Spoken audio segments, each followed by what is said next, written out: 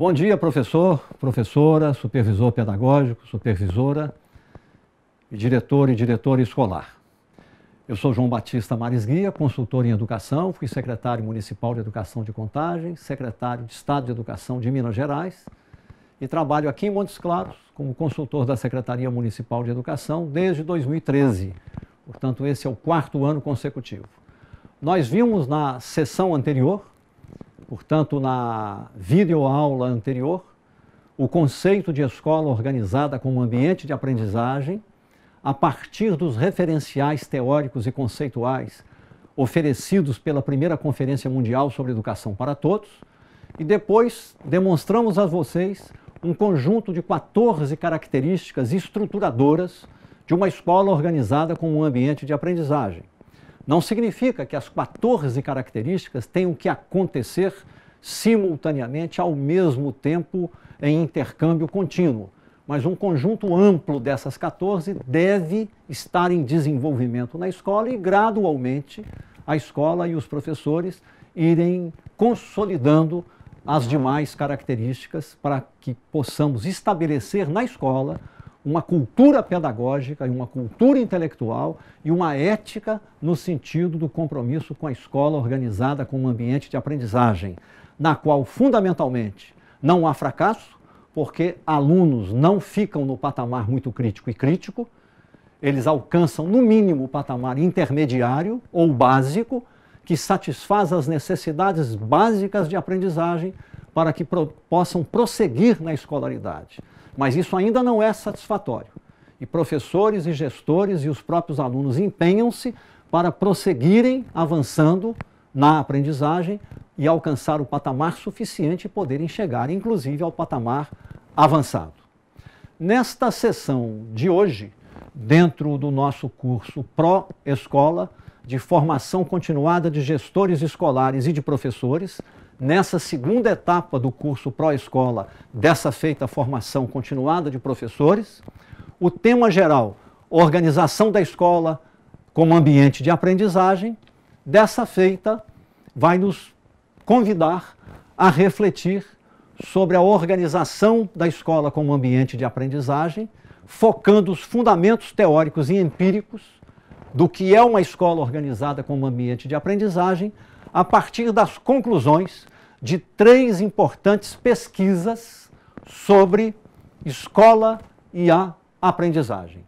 O que eu vou lhes apresentar agora é o resumo dessas 3 pesquisas, com alguns comentários.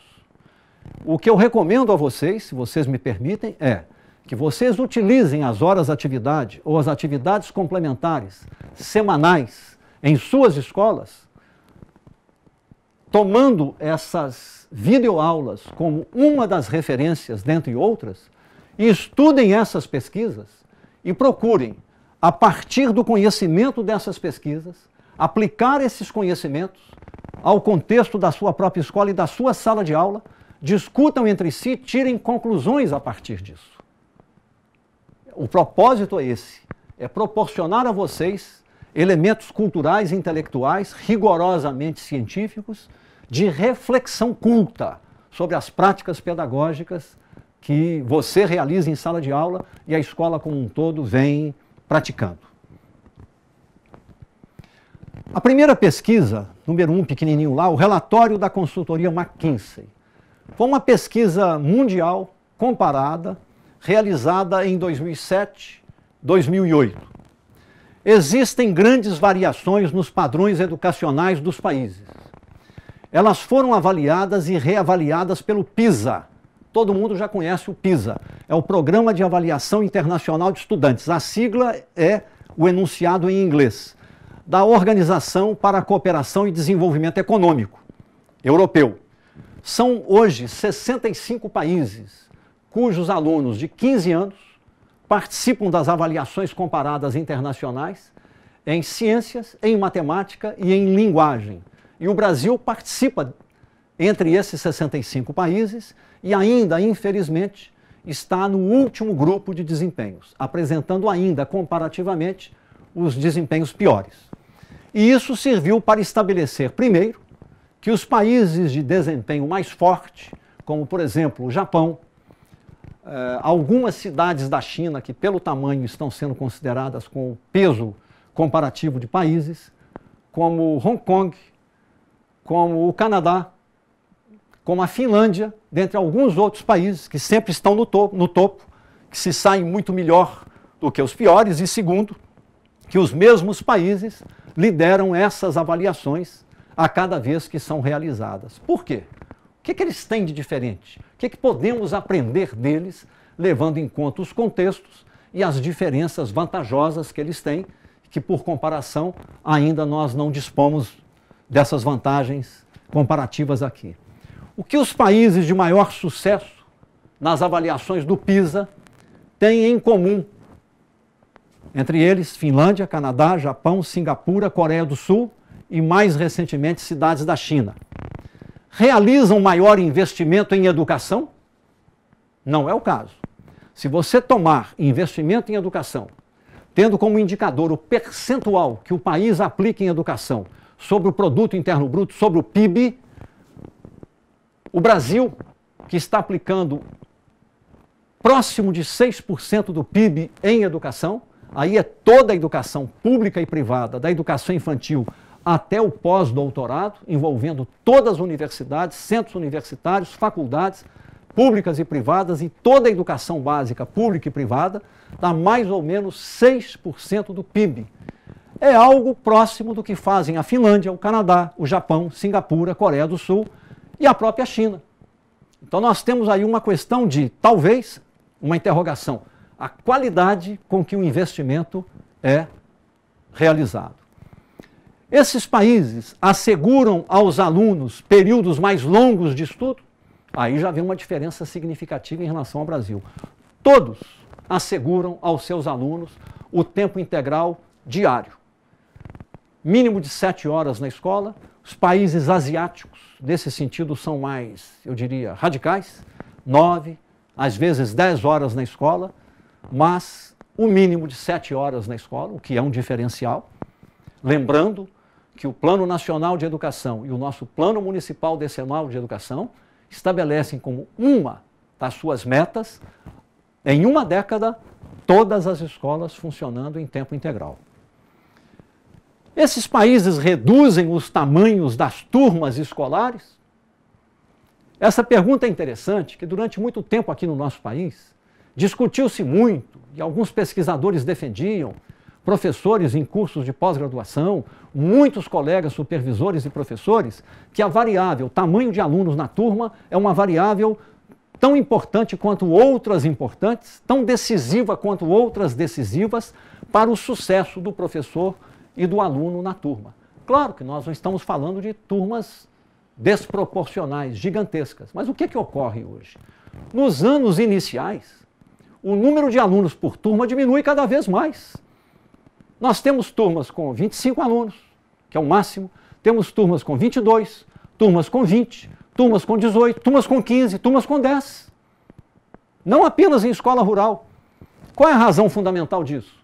Desde 2000, os brasileiros fizeram uma escolha, ter cada vez menos filhos e ter o primeiro filho numa idade cada vez mais avançada, para que a mulher, buscando a sua emancipação, o que é muito bom, a sua autonomia existencial, o que é muito bom, se estabeleça no mercado de trabalho com autonomia, tenha uma vida profissional progressiva, uma vida emocional prazerosa e então decidir ter o primeiro filho. As mulheres antes tinham o primeiro filho aos 22, 23 anos. Depois passaram a ter o primeiro filho, em média, aos 30 anos. Hoje, muitas estão tendo o primeiro filho depois dos 35 anos de idade. Ficam no primeiro filho ou, quando muito, têm 2 filhos. O resultado disso é que as populações de 0 a 4 anos, 5 a 9 anos de idade, 10 a 14 anos de idade, 15 a 19 estão diminuindo demograficamente desde o ano 2000. Entretanto, por que a população continua a crescer? Porque os adultos estão vivendo mais. Quando esse ciclo se encerrar, nossa população chegará mais ou menos a 250 milhões de habitantes, vai se estabilizar durante uma década ou duas e vai começar a diminuir de tamanho, como ocorre no Japão, como ocorreu na Alemanha durante muito tempo. E isso já está refletindo na matrícula escolar. Então, cada vez nós temos menos crianças nas turmas de 1º ao 5º ano. No momento em que cada vez mais o professor dispõe de ferramentas, de orientações, de aulas exemplares que estão em diferentes sites da internet, que podem nos ajudar e facilitar o nosso trabalho.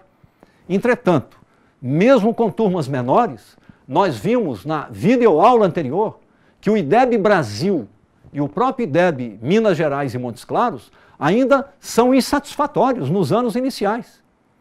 Então aqui o problema não é redução do tamanho da turma. Isso já está acontecendo demograficamente. Demograficamente. O problema é mesmo a gestão pedagógica da sala de aula como ambiente de aprendizagem. Porque o número de alunos está só diminuindo.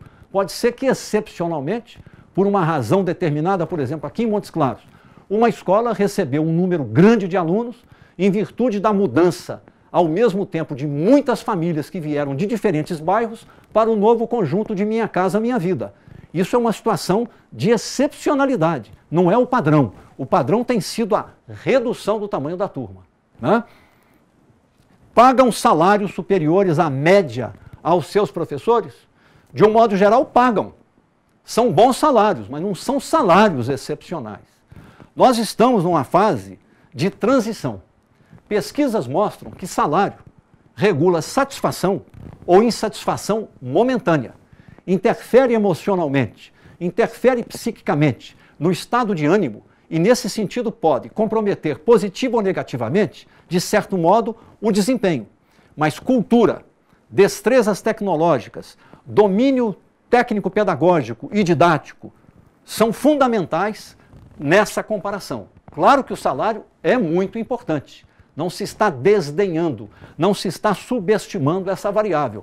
Mas ela não é, por assim dizer, quando correlacionada a desempenho, uma variável fundamental. Tanto é que você tem situações de mais altos salários e baixo desempenho. E situações de mais baixos salários e mais alto desempenho. Um exemplo é Sobral, que paga salários um pouco abaixo da média salarial dos professores de Montes Claros.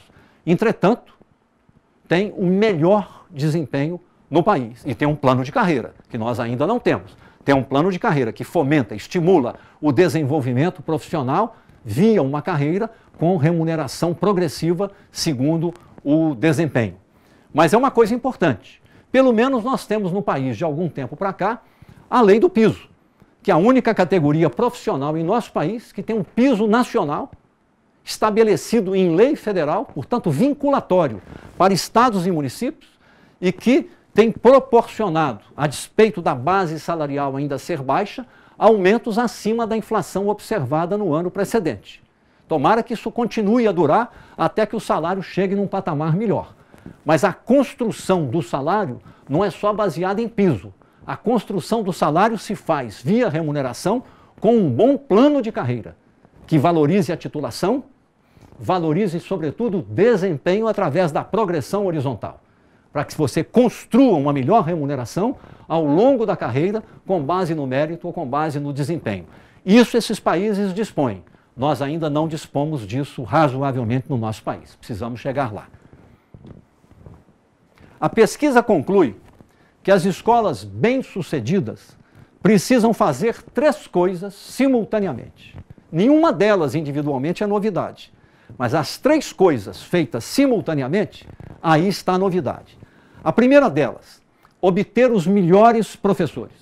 Vamos comentar sobre isso. A segunda, obter o máximo deles. Parece assim uma coisa absurda, nós vamos entender isso aqui. A terceira, intervir quando os alunos começam a ficar para trás. Isso, como eu disse, talvez não pareça uma recomendação sem precedentes. As escolas, com certeza, já devem agir dessa maneira, mas a verdade é que não o fazem. O primeiro passo é contratar os melhores professores, pois a qualidade de um sistema educacional não pode superar a qualidade de seus professores. A qualidade de um sistema educacional reflete razoavelmente a qualidade de seus professores, mas não apenas a qualidade de seus professores. Porque nós sabemos, se professores têm uma qualidade boa, mas a gestão é ruim, a gestão ruim compromete a qualidade do trabalho dos professores. A gestão também tem um peso muito importante nisso aí. As estratégias estão disponíveis. Por exemplo, concursos mais frequentes, porém, para poucas vagas de cada vez e com maiores exigências, como uma aula prática e uma entrevista diante de uma banca examinadora externa. Nós temos a mania no Brasil de fazer concursos monumentais, que você quer cobrir todas as vagas dos próximos 10 anos e ter uma lista de classificados e vai renovando o mesmo concurso de tal maneira que a mesma lista perdura durante 10 anos.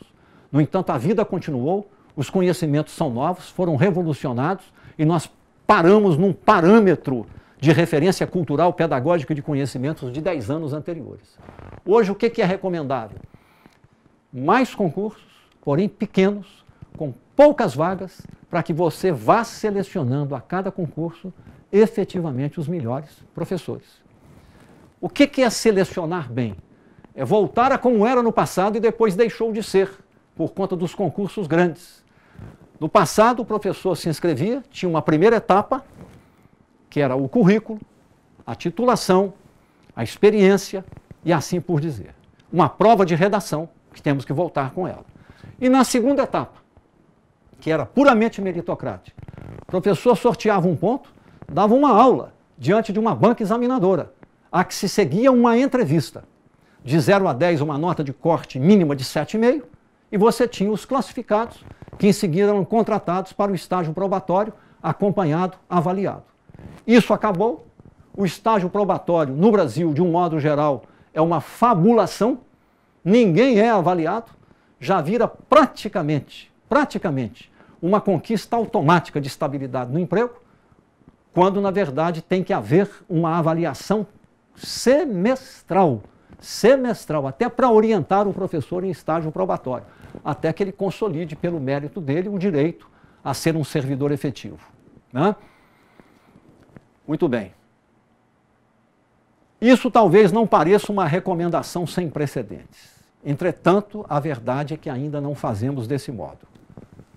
O primeiro passo, pois, é contratar os melhores, pois a qualidade reflete a média de qualidade dos professores. Falávamos das estratégias. Com efeito, estudos feitos no Tennessee, um dos estados Unidos da América, e em Dallas, no estado do Texas, mostraram que, se alunos de capacitação média forem entregues a professores que estão entre os 20% mais competentes de sua profissão, terminam se posicionando, os alunos, entre os 10% de estudantes com melhor desempenho. Mas o contrário também é verdadeiro. Inversamente, caso os professores venham do grupo de 20% de professores menos competentes, que ainda precisam de mais apoio para melhorar seu desempenho na carreira, os alunos terminam entre os 10% de pior desempenho. Logo, conclui a pesquisa, a qualidade dos professores exerce a maior influência sobre o desempenho dos alunos. Repetindo que, no caso brasileiro, a correlação desempenho do professor e desempenho do aluno tem que ser matizada, ponderada e submetida a uma análise levando em conta outras duas variáveis. A situação de contexto socioeconômico, demográfico e familiar, que no caso brasileiro da escola pública é muito diferente do caso dos países desenvolvidos, que em geral são famílias de classes médias, de maior padrão de escolaridade, maior padrão de cultura, maior padrão de expectativas, que sabem cobrar qualidade e assim por diante. Né? E também o outro contexto, a outra variável importante, a gestão. Tanto a gestão de sistemas de ensino como a própria gestão escolar. Se você tem um grupo de professores muito bom, mas tem uma gestão que compromete, que não é agradável, que não é afinada, que não sabe liderar, ela vai comprometer o desempenho médio dos professores. Então nós temos que levar em conta também essas outras variáveis. Né? Aqui um comentário que eu introduzi. Se a formação e a cultura intelectual e pedagógica de parcela dos nossos atuais professores é de certa forma insuficiente, porque o próprio modo que as faculdades elegeram para formar professores ainda é um modo equivocado, compete à Secretaria Municipal de Educação prover e assegurar formação continuada sistemática, através das chamadas horas-atividade, que já fazemos, cursos de alta qualidade, como o PNAEC e outros, embora tenhamos um problema.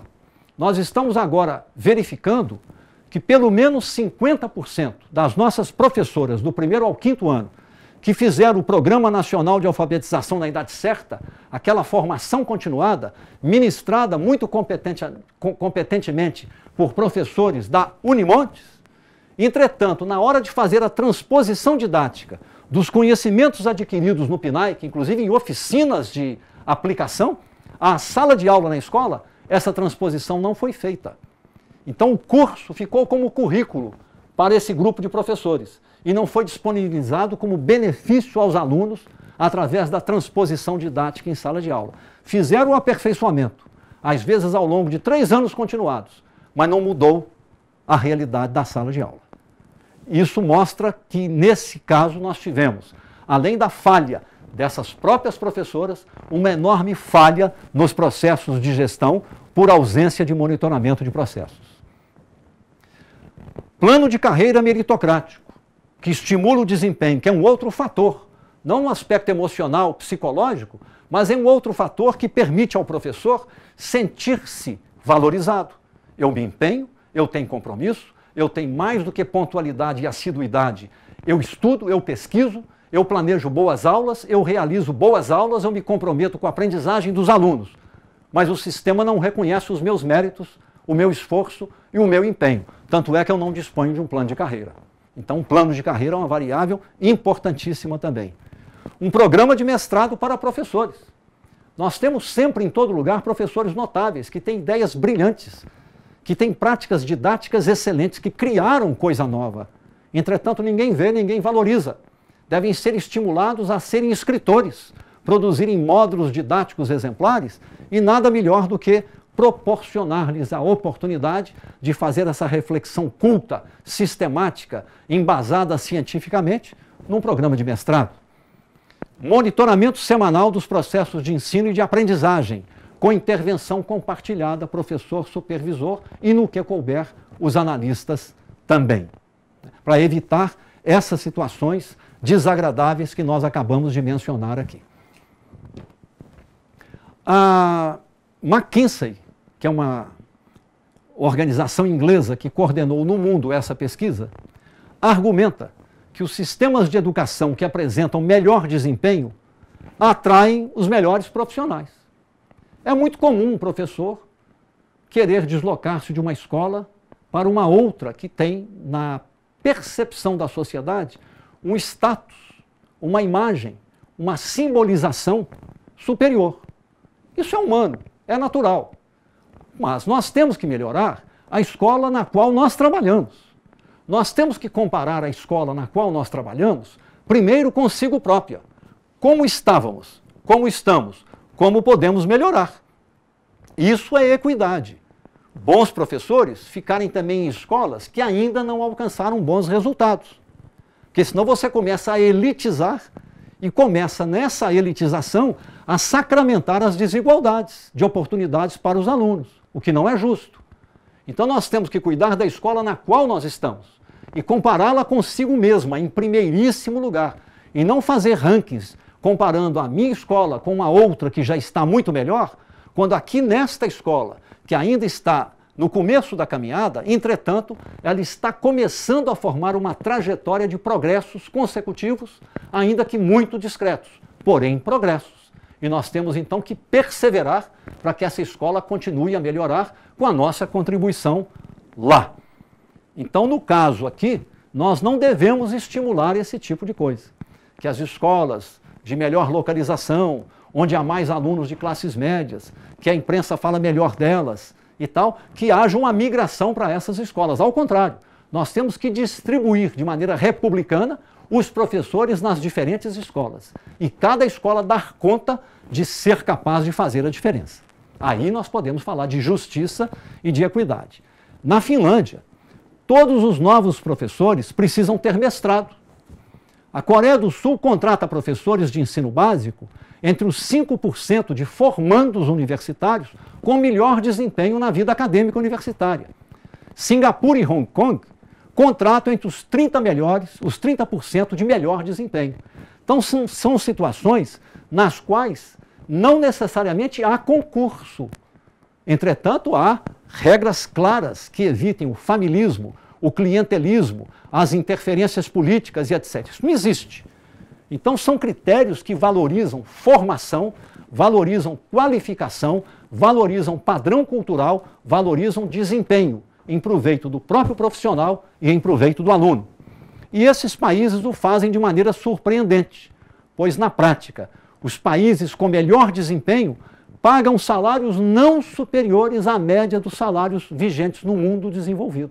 Se o dinheiro fosse tão importante, não que não seja, mas se fosse tão importante, a variável mágica que tudo pode e tudo explica, então os países com os melhores salários para os professores, como a Alemanha, Espanha e Suíça, teriam, presumivelmente, sistemas de ensino posicionados entre os melhores do mundo.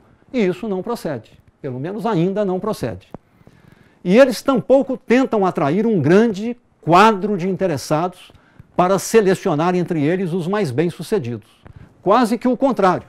Singapura avalia os candidatos rigorosamente antes de admiti-los aos cursos de formação de professores e aceita apenas o número de candidatos suficiente para cobrir as vagas nos quadros da educação. Eu estou dando esse panorama porque de cada situação nacional comparável que nós estamos conhecendo, quem sabe a gente possa tirar uma ideia para aperfeiçoar o nosso próprio modelo com as nossas próprias características.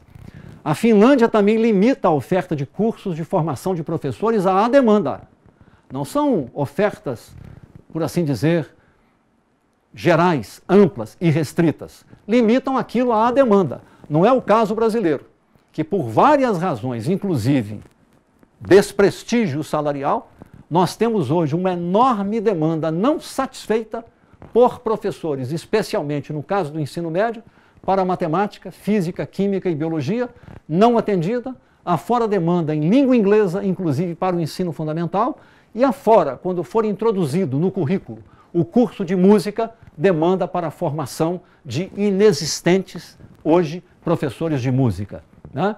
Então, a Finlândia também limita a oferta de cursos de formação de professores à demanda.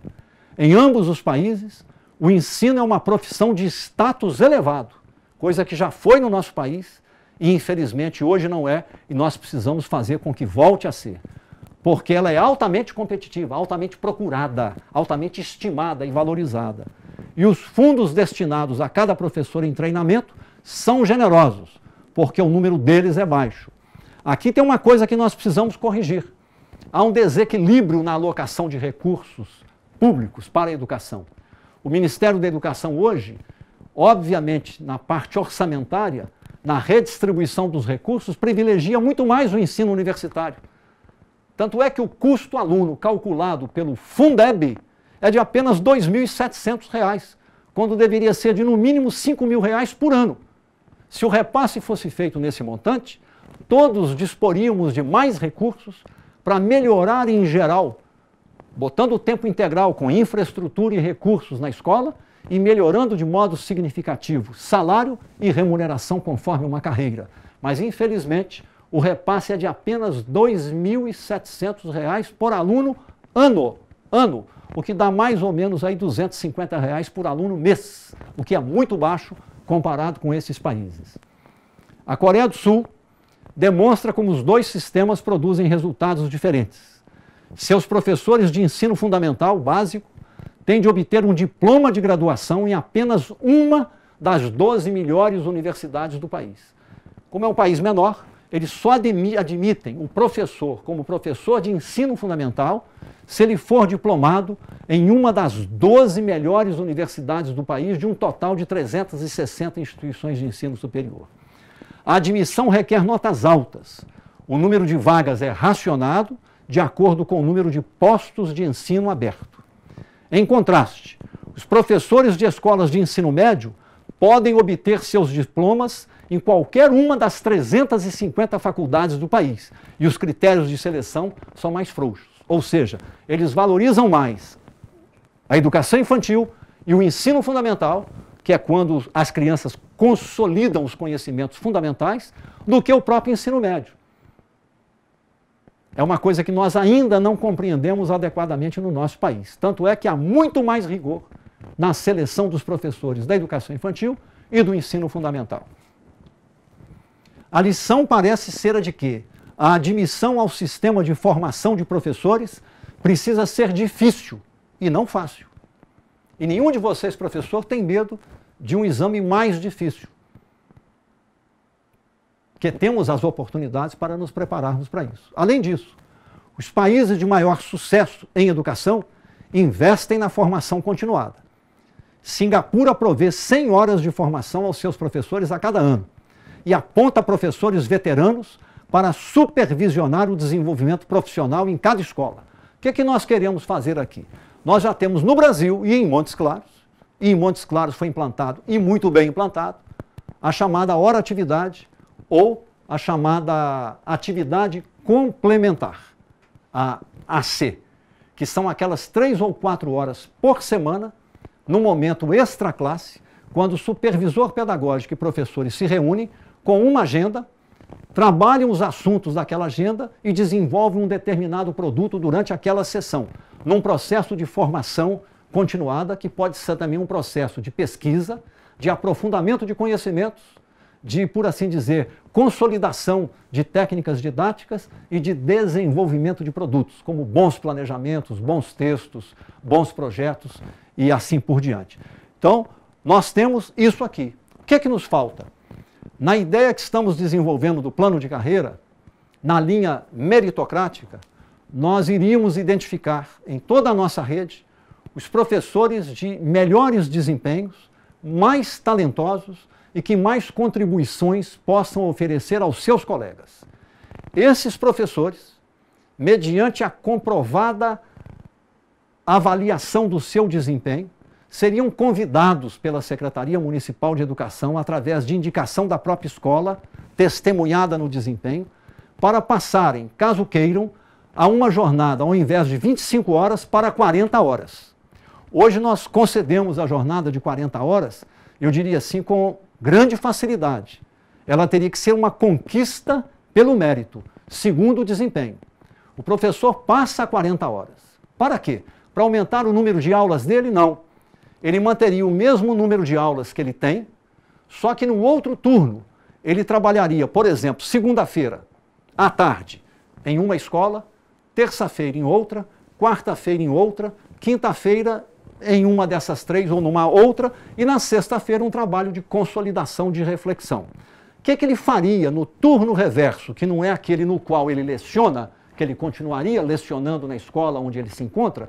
O que ele faria nessas outras escolas no outro turno? Ele iria acompanhar os professores menos experientes, que ingressaram há pouco tempo, que estão tendo dificuldades didáticas para fazer uma boa gestão da sala de aula como ambiente de aprendizagem. Então, nesse intercâmbio de orientação, ele assistiria como um tutor àquele professor, ainda com alguma vulnerabilidade, acompanhando-o, apoiando-o, orientando-o no serviço, como se fosse uma tutoria profissional.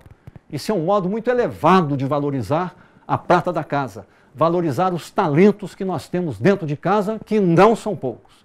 Em todas as escolas nós dispomos de professores assim talentosos que possam ter uma liderança intelectual e didático-pedagógica. Bem, claro que isso criaria para os supervisores pedagógicos uma situação de emulação intelectual. Então, tanto os supervisores pedagógicos estariam coordenando, como professores também. E uma outra coisa que nós pensamos em introduzir no plano de carreira, isso pode dar alguma polêmica, mas eu pessoalmente defendo, é o seguinte: esse mesmo professor mais talentoso, que mediante avaliações sucessivas fique comprovado o seu alto desempenho, ele permaneceria no turno no qual ele trabalha como professor e convidado para uma jornada de 40 horas. Se ele aceita, ele poderia trabalhar na mesma escola, no outro turno, ou em outra escola, no outro turno, nesse caso, numa outra escola e a mesma outra escola durante toda a semana, como supervisor pedagógico. Então, o professor, pelos seus talentos, cultura e habilidades pedagógicas, também exerceria o papel de supervisor pedagógico. Que o modelo brasileiro hoje está superado. São as caixinhas. O professor é professor a vida inteira e o supervisor pedagógico, mesmo quando não tem experiência de sala de aula, já entra como supervisor pedagógico. E por isso a gente pode também refletir, sem contrariar a lei, sobre a admissão de supervisores pedagógicos em concurso. Por exemplo, todo bom supervisor pedagógico deveria demonstrar uma experiência de pelo menos 5 anos de atividade docente em sala de aula como alfabetizador ou como professor, para que então possa também trabalhar como supervisor pedagógico ou somente como supervisor pedagógico. Mas como reina no mundo universitário da educação no Brasil uma mentalidade ainda corporativista, nós fragmentamos as ideias e os processos de formação em caixinhas. Antes tínhamos até o inspetor, tínhamos o orientador, tínhamos o supervisor e tínhamos o pedagogo. Pelo menos hoje nós temos o coordenador pedagógico ou supervisor, que é um compêndio de quase tudo isso. Mas ainda temos de um lado pedagogia e de outro lado professor, o que não é razoável. Na maior parte do mundo isso não existe. E eu defendo muito o profissional em pedagogia. Mas um bom profissional em pedagogia tem que ser também um bom professor. E um bom professor também tem que ser muito bom em pedagogia para fazer transposição didática corretamente.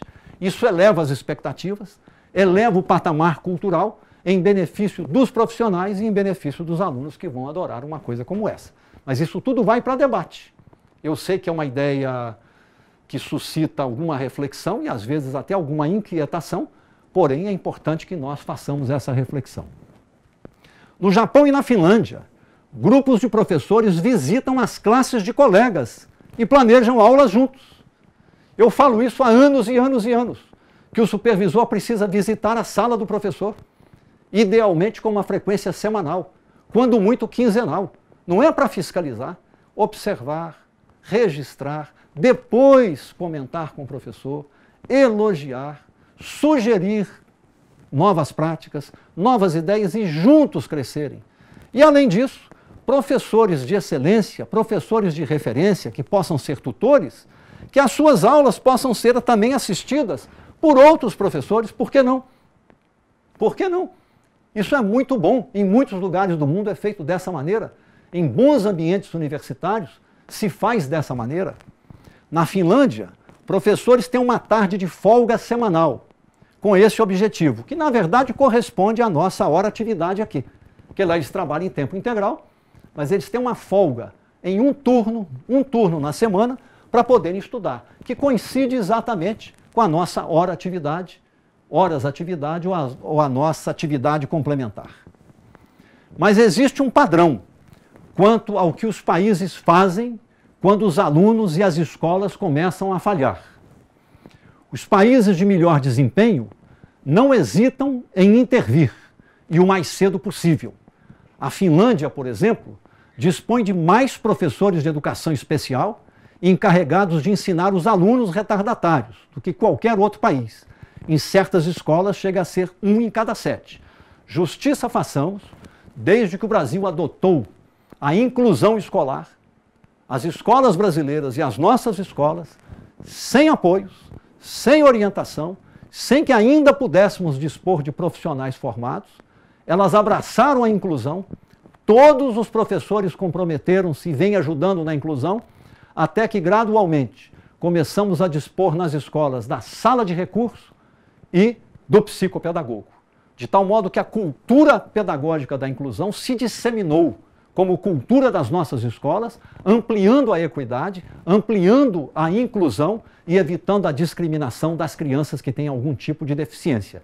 Isso é um enorme avanço que nós conquistamos graças a vocês, né? Professores, supervisores, diretores, essa acolhida generosa, humana, fraterna que vocês dispensaram aos nossos alunos nessa situação.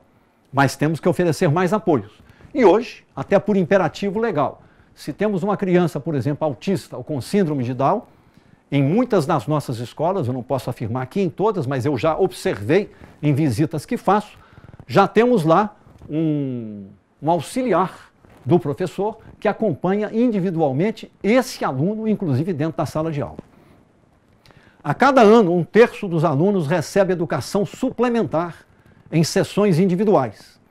Singapura oferece aulas adicionais aos 20% de alunos com desempenho mais fraco. E existe a expectativa de que os professores fiquem na escola depois das aulas a fim de ajudar os alunos. Aqui em Montes Claros, Qual foi o modelo? O modelo foi implantar, desde o início de 2013, o tempo integral. Não para todos, mas para todos aqueles alunos mais vulneráveis e os alunos que quisessem. Há muitos alunos que não são vulneráveis, não têm baixo rendimento e participam com gosto do nosso tempo integral, para desfrutarem dos esportes, do jiu-jitsu, da música, de uma série de outras atividades. Mas a maior parte dos alunos mais vulneráveis de baixos rendimentos ainda não participa, mesmo quando tenha se matriculado no nosso tempo integral. Além do mais, no aspecto da gestão, o nosso tempo integral está ainda falho, que embora tenhamos um elevado número de professores, a parte didático-pedagógica, de formação complementar, de suporte, de reforço a esses alunos, não está sendo feita como se esperava que fosse feita. Ou seja, o tempo integral, como nós o praticamos ainda e agora vamos reformular, não está produzindo os impactos esperados na melhoria da qualidade da aprendizagem dos alunos mais vulneráveis. É um investimento alto, o número de professores é alto, o número de colaboradores, estagiários é alto e temos coordenadores, mas aqui nós temos tipicamente um problema de gestão, que precisamos imediatamente superar. Então o modelo está correto, estamos criando a oportunidade para assistir esse aluno mais vulnerável, pelo menos eles em tempo integral, até que possamos expandir e universalizar o tempo integral para todos, mas ainda não conseguimos chegar a esse aluno para que ele melhore a sua aprendizagem e chegue à sala de aula em melhor situação. Aí é mais um problema de gestão, porque faltou monitoramento. A coisa ficou solta demais e é preciso agora que nós repensemos, organizemos e possamos assegurar que as finalidades do programa sejam de fato alcançadas, porque o dinheiro é público, né? Nada disso é muito complexo, mas são práticas que contrariam algumas das suposições silenciosas da política educacional, como, por exemplo, a de que é impossível obter os melhores professores sem pagar salários altos. Claro que nós queremos pagar salários altos, mas nós temos a realidade que temos. Afora essa penúria, essa crise absurda, fiscal, com impactos econômicos, financeiros e sociais gravíssimos, que inclusive comprometem as receitas de estados e municípios e criam toda essa situação de relativa escassez, mas isso deve ser superado, nós desejamos sempre pagar salários mais altos, tanto o piso quanto a carreira. O piso é igual para todos, é universal. A diferenciação, que não seria uma desigualdade, viria eventualmente pelo desempenho verificado através de avaliações do desempenho. Se você tem um professor comprometido, que participa das formações, que estuda, pesquisa, faz bons planejamentos, aplica os planejamentos, se dedica aos alunos com dificuldades e consegue que esses alunos superem a sua situação de dificuldades, não é justo que quando esse professor for se aposentar, que o seu provento de aposentadoria seja igual ao de um colega que, ao contrário, não se aplica na formação continuada, não se aplica ao planejamento, não se dedica aos alunos com dificuldades de aprendizagem e assim por diante. E, infelizmente, no meio de nós, Brasil como um todo, ainda temos um percentual que não é desprezível de professores que têm esse tipo de descomprometimento.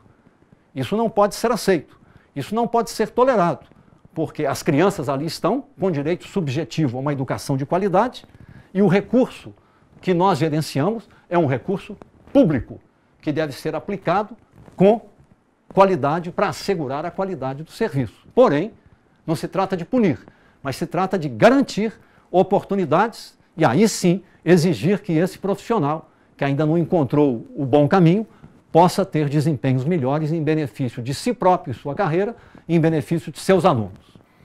As conclusões dessa pesquisa são: 1. Obter bons professores depende de como você os seleciona e faz a formação continuada.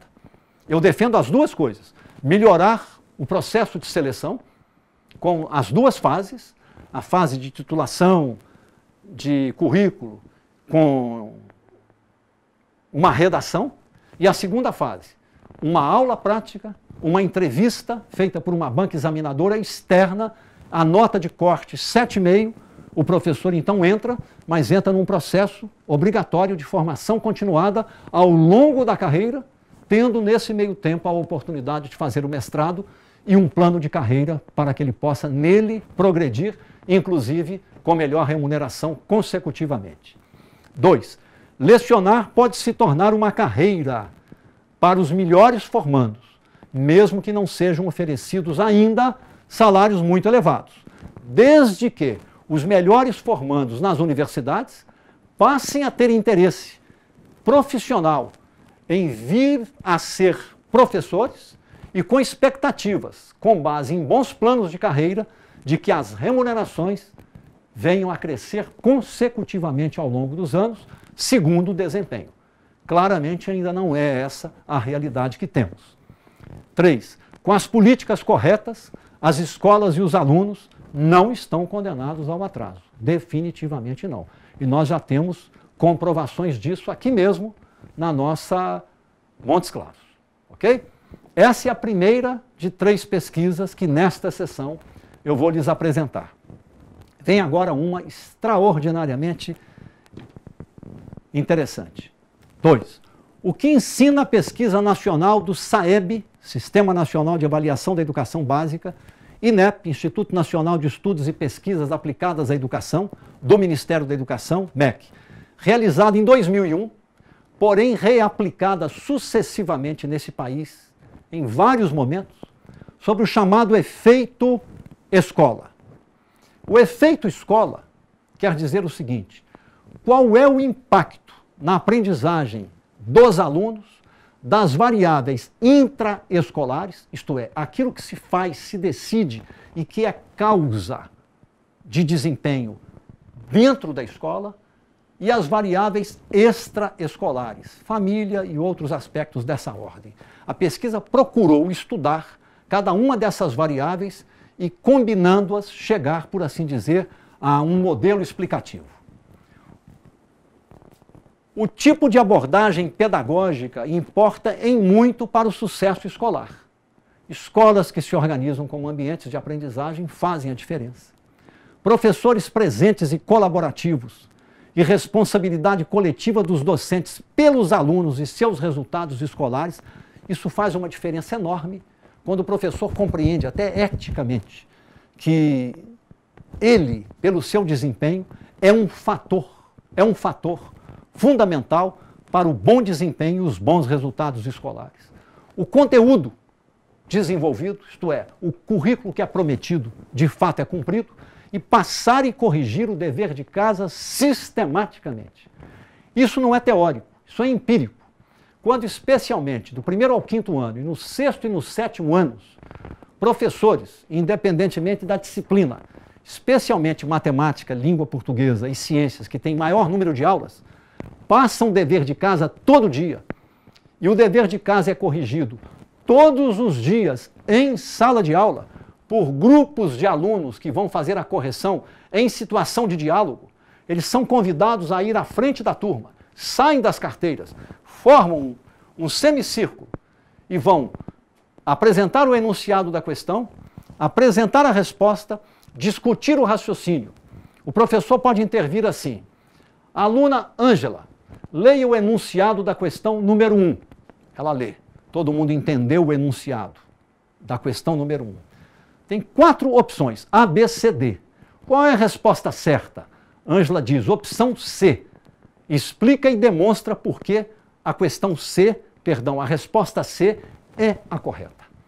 Se o professor ou professora proceder de maneira exatamente análoga com cada um dos 3 ou 4 alunos que estão naquele painel, não haverá debate. Haverá uma monotonia. Enunciado, a questão e o argumento.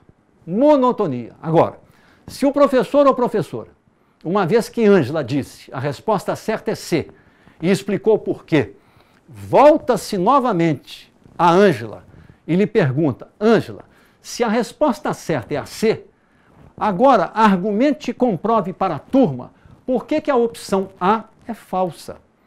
Ângela vai ter que argumentar em defesa de C, negando a resposta A por ser uma resposta falsa. Ela vai trabalhar com um princípio de contradição. Esse tipo de raciocínio lógico é uma habilidade de alta ordem de raciocínio, que alunos adoram. Mas para que isso seja feito em sala de aula, os professores têm que se acostumar a trabalhar dessa maneira. E onde é que nós podemos fazer oficinas de treinamento para organizar painéis de correção de dever de casa dessa maneira? Durante as horas de atividade ou as atividades complementares na nossa escola. Dispomos de tempo, e de tempo que faz parte da nossa jornada semanal de trabalho. E um tempo que é remunerado dentro do nosso salário. Portanto, não há razão para que não façamos isso.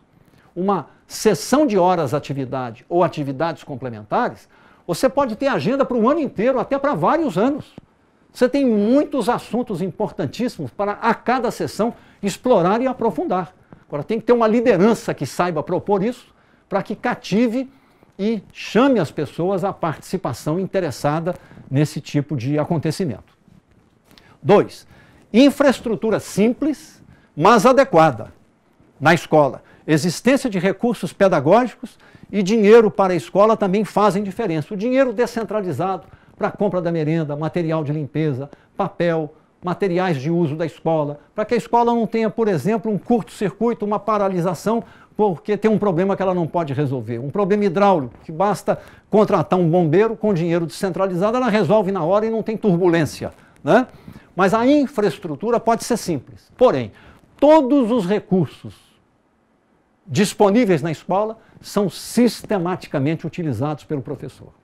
Olha, durante décadas, trabalhando em escolas do Brasil inteiro, inclusive no meio da selva amazônica, na fronteira com a Bolívia, eu presenciei situações nas quais professores levam data show, computador, mapotecas, esqueleto, os recursos didáticos, jogos lógicos, blocos lógicos para dentro da sala de aula, material concreto, e trabalham intensamente com aquilo e bem. Mas muitos professores, inclusive aula de História, de Geografia e de Ciências, não levam nenhum material didático para dentro de sala de aula. O aluno percebe. O aluno percebe.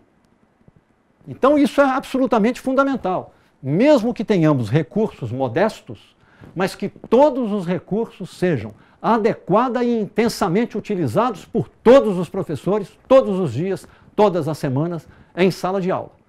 Melhor ainda, quando podemos dispor de laboratórios ou mesmo uma sala ambientada para o ensino de matemática. O professor de matemática fica ali, os alunos é que mudam de sala.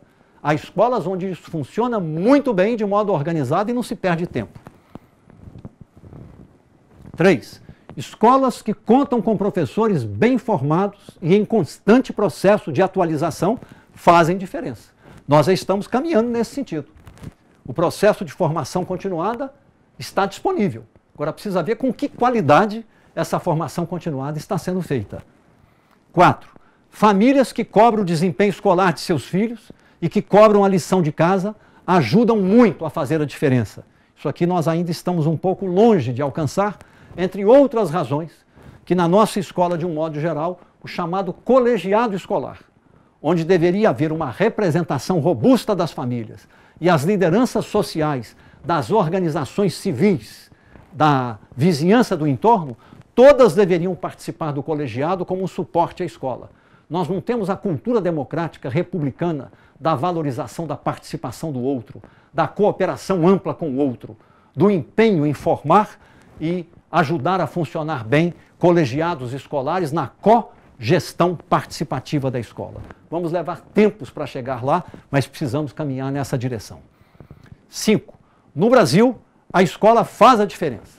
O contexto sociodemográfico condiciona, mas não determina os desempenhos. Condiciona, às vezes, de modo severo. Situação de muita pobreza, desestruturação familiar, crianças que moram com avós, especialmente nos interiores mais longínquos, que os pais saem para trabalhar em outros estados, ou crianças que não sabem quem é o pai e que a relação com a própria mãe é muito escassa, muito rara e às vezes muito cheia de perturbações, e é socializado em casa através da autoridade feminina da avó. Então depende muito mais a socialização dele, os processos de formação de valores da convivência na escola. A escola tem escolhas possíveis, né? Ou seja, ela não é determinada pelo contexto. Vocês, professores e lideranças escolares, têm todas as possibilidades e capacidades de superarem as limitações estabelecidas pelo contexto, não como se fosse uma tirania do contexto. Se libertarem disso e pelo vigor, pela força das suas convicções, das suas capacidades, do seu trabalho em conjunto, estabelecerem a escola como uma escola que faz a diferença e todos os alunos, a despeito do contexto, podem aprender ou, no mínimo, satisfazer as suas necessidades básicas de aprendizagem. Aqui eu quero lhes mostrar essa tabela e a próxima, que é o condensado dos resultados dessa pesquisa sobre o efeito escola. O que é que os pesquisadores selecionaram como fatores de controle ou como variáveis para o efeito escola? Eles observaram que nas casas das crianças, alunos e adolescentes, que não havia livro nenhum, o desempenho do aluno em sala de aula era menor. Como é que eles sabem disso? Porque quando a avaliação é feita, você aplica uma prova ao aluno. Mas ao aplicar a Prova Brasil ao aluno, o Ministério da Educação também aplica um questionário ao professor, vocês se lembram desse questionário? Um questionário ao gestor e um questionário ao aluno. Esses questionários, que são informações qualitativas, também são estudados. Então, viu-se, por exemplo, Brasil inteiro, que em 30% dos questionários, as famílias diziam que tinham livros em casa, menor ou maior quantidade.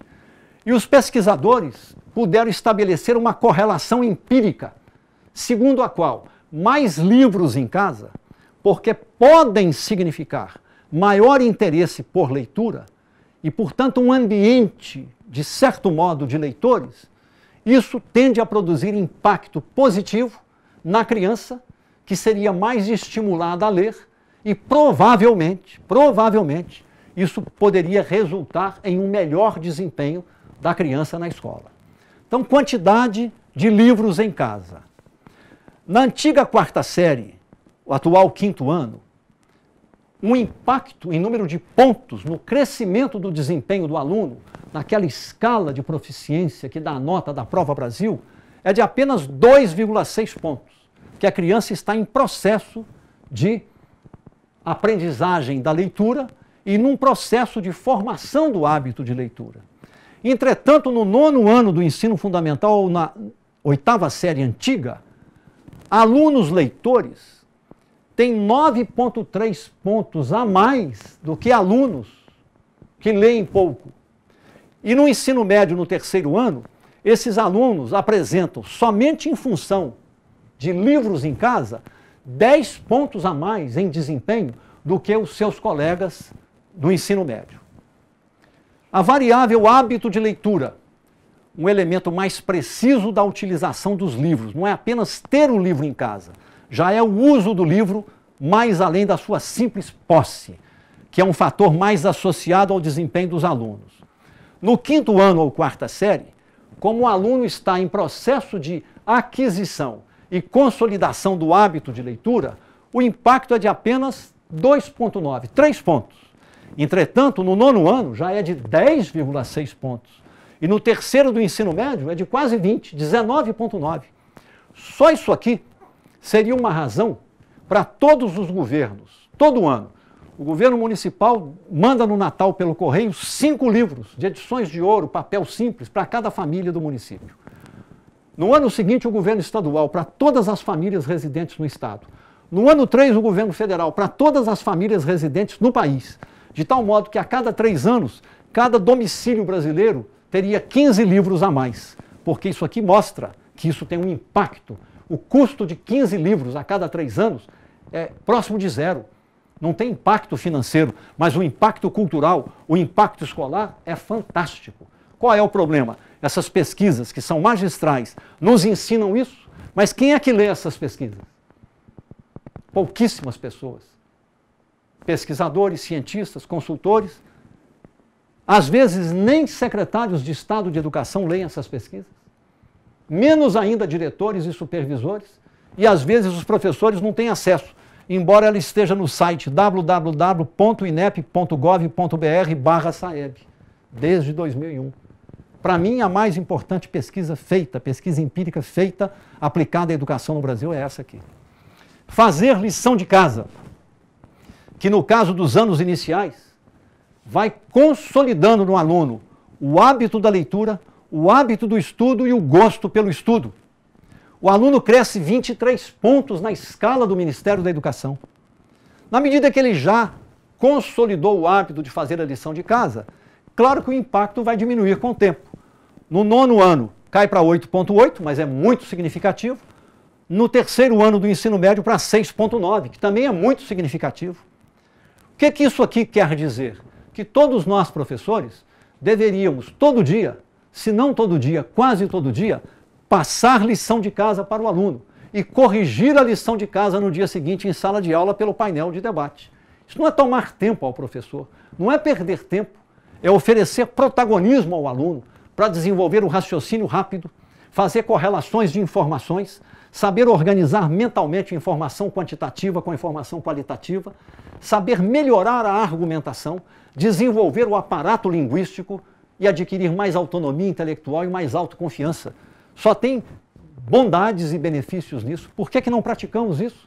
Tornar a sala de aula didaticamente mais rica, com mais diversidade, mais oportunidades aos alunos. Você, professor, dessa maneira, poderia observar cada um dos seus alunos participar no mínimo 2 vezes, talvez 3 ou 4 vezes por mês, de painéis de correção de dever de casa. No final de um bimestre, você poderia, na distribuição, digamos, de 20, 25 ou 30 pontos bimestrais, valorizar o fazer o dever de casa e a qualidade da participação no painel de correção com 2,5 pontos, com 3 pontos ou com 4 pontos, o fazer o dever de casa e corrigir bem em situações de diálogo o dever de casa. Isso é claro que estimularia muito mais os alunos. Aí, de novo, eu volto um pouco para a gestão. A gestão tem o dever de conhecer situações como essa, pesquisas como essa, disseminar nas escolas. Uma vez isso estudado, debatido pelos professores, se forma o consenso sobre a importância de passar a lição de casa e corrigi-la com participação dos alunos diariamente, a escola que começa a praticar isso, com um bimestre, ela vai observar a diferença entre uma turma que faz assim e outra que não faz assim, como é que os primeiros alunos aqui cresceram muito mais do que os demais. E com isso, então, a escola tende toda ela a adotar essas boas práticas didáticas, que não é o consultor que está dizendo e recomendando, é uma pesquisa seríssima atestada pelo próprio Ministério da Educação. Gostar de estudar, que é uma, por assim dizer, conquista de processo. Na medida que fazemos essas coisas, nós estimulamos no aluno o gosto pelo estudo, portanto, mais autonomia moral e intelectual e mais comprometimento. O impacto de 11 pontos. Agora vejam a próxima tabela, que continua a pesquisa. Diretores bem formados, alunos crescem 11 pontos a mais. No 5º ano, 4ª série antiga. 13,2 pontos no 9º ano, a 8ª série antiga. 14,7, quase 15 pontos no 3º ano do ensino médio. Vocês veem, portanto, a importância de nós profissionalizarmos, exigirmos mais qualidade e termos a escolha do diretor baseada em mérito, em um conjunto de competências, para melhor profissionalizar. O impacto é muito poderoso, muito poderoso. Eu vou passar ao 3 e depois ao 6 e depois vou voltar ao 2 e ao 5 que vão tratar de salário. No fator de controle 3, formação do professor, olha só, professor bem formado, no caso do 5º ano ou 4ª série, os alunos crescem 10,3 pontos. No 9º ano, 8ª série, 8,2 pontos. Tem menor impacto no 3º ano do ensino médio. Entretanto, a influência do professor não está somente na formação do professor, nós já vimos lá atrás. Está na formação do hábito de leitura, está no passar e corrigir o dever de casa todo dia, está no gosto de estudar. Então, o professor é responsável aqui por pelo menos 5 desses fatores conjugados, como ele é responsável pelo fator de controle 6, percentual do conteúdo desenvolvido. Estabelecida uma proposta curricular na escola. Quanto mais os alunos conhecem que há uma proposta curricular e o professor, de modo razoavelmente coerente e consequente, portanto sistemático, cumpre e bem aquela proposta curricular, mais os alunos aprendem. Crescem 9 pontos no 5º ano, praticamente 10 pontos no 9º ano e 12,7 pontos no terceiro ano. Depois eu vou fazer a soma. Vamos ver a questão salarial. Isso aqui são respostas individuais que diretores deram e que professores deram na pesquisa. Salário do diretor e satisfação do diretor com o seu salário. O impacto é 5,6, 6,4, 8,7. Salário e satisfação do professor com o seu salário. 4, 4,7, 8,6. Aqui tem uma situação que é curiosa, que é a seguinte. Se a pergunta fosse feita a um professor numa Assembleia Geral de Reivindicação, esses números iriam para as alturas, que aí os elementos das paixões, das emoções, né, afloram e dominam. Mas como ela é feita individualmente ao professor, e ele pode refletir levando em conta o peso específico de todos os demais fatores, ele próprio, ainda que interessado naturalmente em ter um melhor salário, né, ele pondera o peso específico da variável salário, o que é muito interessante, é muito verdadeira essa pesquisa. Voltando à dimensão pedagógica da coisa. Se o aluno, no caso do 5º ano, antiga 4ª série, pode crescer 23 pontos quando faz o dever de casa todo dia, e o dever é corrigido em painéis, 23 pontos. Pode crescer mais 11 quando forma o hábito de leitura, que são 34. Pode crescer mais 11 quando o diretor é bem formado, que chegamos a 45. Pode crescer mais 10 quando o professor tem boa formação de processo, chegamos a 55. E pode crescer mais 9 quando o currículo proposto é cumprido razoavelmente em sala de aula ao longo do ano letivo, ele pode chegar a mais 64 pontos. Todo professor precisa conhecer essa pesquisa, refletir sobre ela, tirar conclusões e buscar, aprendendo com ela, aplicar isso ao seu trabalho. É a pesquisa empírica, feita em linha do tempo, comparável, que vem reafirmando o peso específico desses fatores. Claro que poderá surgir algum novo fator, mais importante, na minha opinião pessoal, que esse país tem feito. Entretanto, pouquíssimas pessoas da área educacional conhecem essa pesquisa. E eu gostaria de convidá-los a refletir sobre ela para que vocês tirem as suas próprias conclusões. O que se pode inferir da pesquisa sobre o efeito escola? Exemplificando com o caso do 5º ano do ensino fundamental, em língua portuguesa, infere-se dos resultados dos 2 quadros precedentes que, 1. O aluno que forma o hábito e adquire o gosto pelo estudo avança 11 pontos, faz o para casa e o para casa é corrigido em sala de aula, avança 23, poderá progredir até 34 pontos a mais, que eu já falei anteriormente. 2. Em escola que tem diretor bem formado, 11 pontos a mais. Aonde o professor dispõe de oportunidade de formação, 10 pontos a mais, e realiza em sala de aula o currículo prometido, 9 pontos a mais, o aluno poderá progredir mais 30 pontos. 34 mais 30, 64 pontos, como havia afirmado.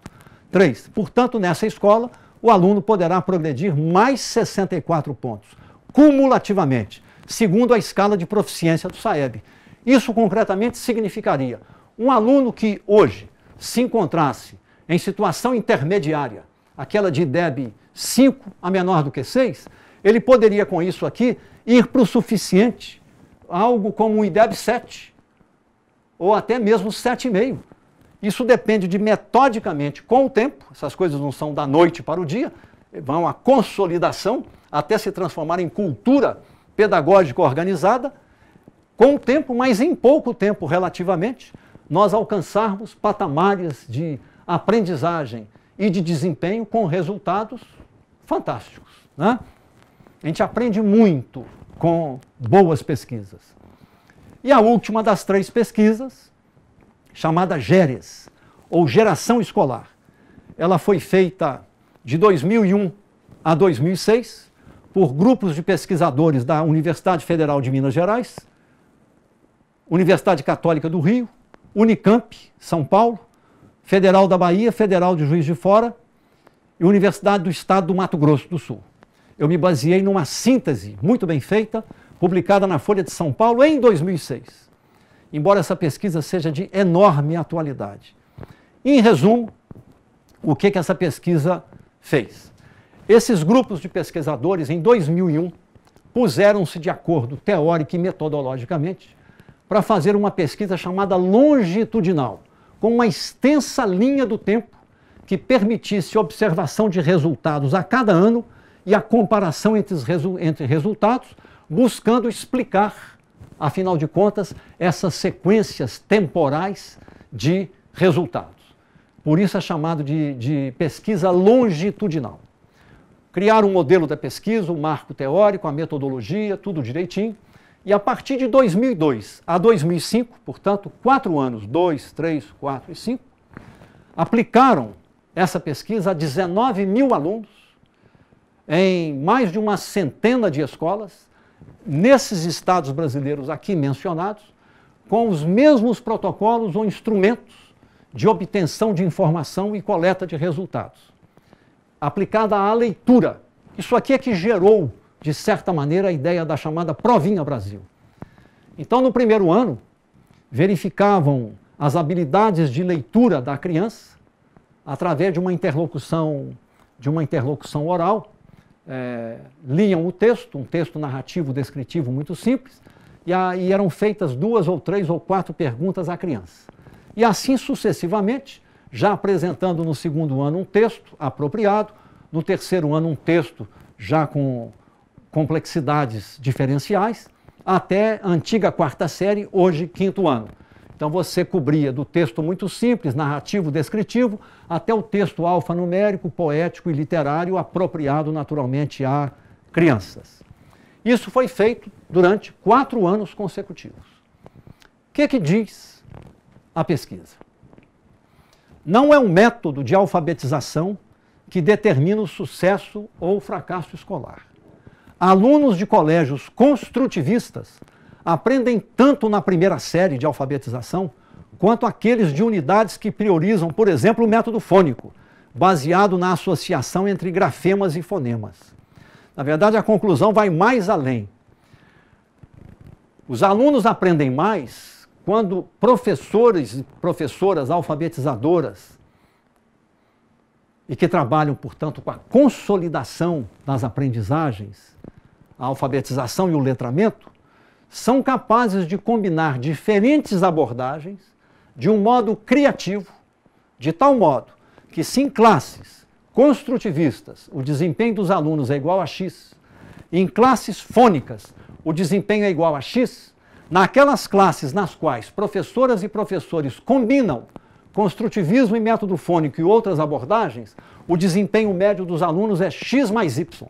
Os alunos aprendem mais. Então não é uma questão ideológica, é uma questão de qualificação para o domínio metodológico das diferentes abordagens e saber aplicar criativamente, de modo diferencial, as diferentes abordagens a serviço da aprendizagem dos alunos. Há alunos que são mais bem-sucedidos com o construtivismo, há alunos que são mais bem-sucedidos na alfabetização com a abordagem fônica. Então não é um cânone ideológico como, em certa época no Brasil, tentou se estabelecer em detrimento de outras abordagens. 2. O problema parece estar menos nos anos iniciais da alfabetização e mais na consolidação desse processo ao longo dos anos. Por quê? Dentre os 19 mil alunos pesquisados metodicamente ao longo de 4 anos, pesquisa longitudinal, quais foram os resultados recolhidos? Observou-se que cerca de 81% das crianças aos 7 anos de idade, aquelas 19 mil, eram bem-sucedidas no primeiro ano de alfabetização e aprendiam a ler e começavam a escrever. Entretanto, essas mesmas crianças, quando chegavam aos 10 anos de idade, na 4ª série, concluindo o que hoje nós chamamos de anos iniciais, somente 4,8% delas, que antes tinham sido bem-sucedidas, apresentavam o domínio das habilidades em linguagem esperadas segundo os descritores curriculares. Então, o que nós tivemos? Um enorme retrocesso. Essa medição foi fantástica, foi a primeira do tipo feita no Brasil. E aí começam as hipóteses. Por que isso acontece?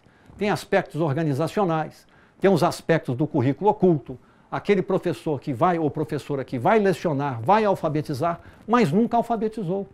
Então não tem o domínio da habilidade alfabetizadora. Ou não tem o domínio da norma culta do currículo. Tem que ensinar geometria no 4º e no 5º anos, mas não estudou geometria na sua formação.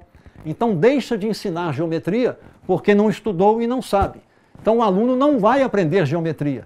Quando vem a avaliação, é dele cobrado conhecimento em geometria. E a mesma coisa em álgebra. A álgebra simples, o cálculo de juros, de porcentagens, de regras de 3. Se a professora não tem um domínio razoável da matemática nesse patamar da álgebra inicial, ela vai se limitar às operações aritméticas, chegando até a multiplicação e a divisão. Quando vem a avaliação, o aluno nada sabe sobre álgebra. É o chamado currículo oculto, que faz uma diferença negativa. Razão pela qual é fundamental a formação continuada para, identificada essa lacuna na formação do nosso colega ou da nossa colega, ser apresentada a ela a oportunidade de aprender aquilo que ainda não aprendeu e ser capaz, portanto, de levar e ensinar em sala de aula, né? A pesquisa tenta identificar as causas do baixo desempenho dos estudantes brasileiros no SAEB. Em 2003, a avaliação mostrou que apenas 4,8% dos alunos da quarta série tinham, como eu havia dito, desempenho adequado. O que é o desempenho adequado? Domina aquele conjunto básico de habilidades que se espera que, em linguagem, os alunos da quarta série dominem. Só 4,8%. Os defensores do método fônico, que prioriza a associação de letras e sons, dizem que países desenvolvidos têm adotado essa abordagem, porque seria mais eficaz. Já os construtivistas afirmam que não se pode culpar o construtivismo pelos maus resultados. Os dois têm razão. Mas nenhum dos dois tem razão quando um tenta excluir o outro. Na verdade, a virtude está no encontro das águas. Está em beber as duas águas, que são igualmente muito boas. Podem trazer enormes contribuições. Com o questionário, os pesquisadores identificaram a abordagem usada em sala de aula. Em alguns casos, houve acompanhamento de uma aula para checar a informação. E a conclusão foi aquela que eu havia lhes falado, que os alunos aprendem mais quando há um encontro das águas, quando há uma combinação feliz de diferentes métodos, segundo as diferenças que os alunos apresentam em sala de aula. Os resultados, portanto, não indicam a superioridade de um método sobre o outro. Basicamente, são esses os resultados que essa pesquisa nos apresenta. Como vocês disporão do texto, está todo o texto na forma de lâminas para leitura e reflexão. Aí eu termino com a mesma pergunta que propus ao final da nossa primeira videoaula. Afinal, qual é o problema? Se nós já sabemos como é fazer bem feito, se nós já sabemos como superar uma série de desafios e de dificuldades, se nós já sabemos mais do que o fundamental, sabemos bem como fazer bem feita a educação com qualidade, ensino e aprendizagem, qual é o problema? Eu deixo essa pergunta como assunto para a reflexão de vocês, na forma da qual nós aqui concluímos essa videoaula. Uma vez mais, muito grato, muito obrigado. Espero ter sido útil e que isso possa contribuir para a sua reflexão aí na escola, durante as sessões de atividades complementares ou de horas de atividade. Até a próxima.